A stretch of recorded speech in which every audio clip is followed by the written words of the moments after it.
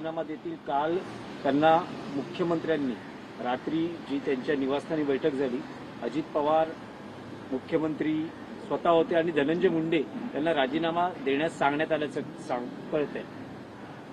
राजीनामा जेव्हा ते देतील त्यानंतर आम्ही बोलायला हवं सगळ्यांनी। आपण आता साधारण महाराष्ट्राचा हा कल आहे किंवा महाराष्ट्राचा हा संताप आहे आणि हा संताप मुख्यमंत्री देवेंद्र फडणवीस यांच्यावर आहे की इतक्या गोष्टी समोर येऊन सुद्धा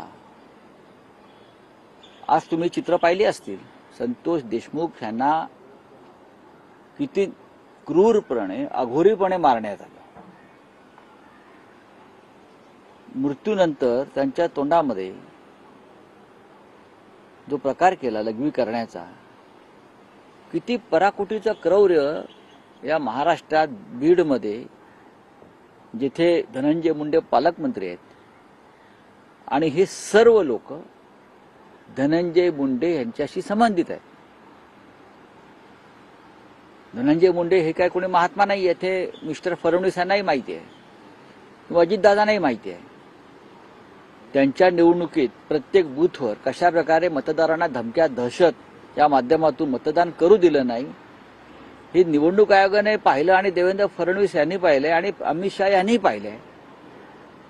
त्यांची निवडणूक त्याच वेळा रद्द व्हायला पाहिजे। तसं झालं असतं तर कदाचित संतोष देशमुखचे प्राण वाचले असते। पण आज पोलिसांनी जे पुरावे, जे व्हिडिओज, जे फोटो समोर आणले, ती सर्व चित्र महाराष्ट्र किती क्रूर झालेलं आहे। एका बाजूला तुम्ही छावा चित्रपटामध्ये औरंगजेब किती क्रूर आहे दाखवता। औरंगजेब संभाजी महाराजांच्या बाबतीत किती क्रूर आणि त्यांनी क्रौर्य दाखवलं, त्यांचा मृत्यू, त्यांचं हौतात्म्य आम्ही पाहिलं। तितकाच क्रूरपणा संतोष देशमुखच्या बाबतीत या संभाजी राजांच्या राज्यामध्ये प्रजेचा, एक जनता, एक नागरिक, तितक्याच क्रूरपणे संतोष देशमुखचा मृत्यू झालाय आणि त्याचा मृत्यूचा, त्याच्या हत्येचा खेळ राजकारण्यांनी केला।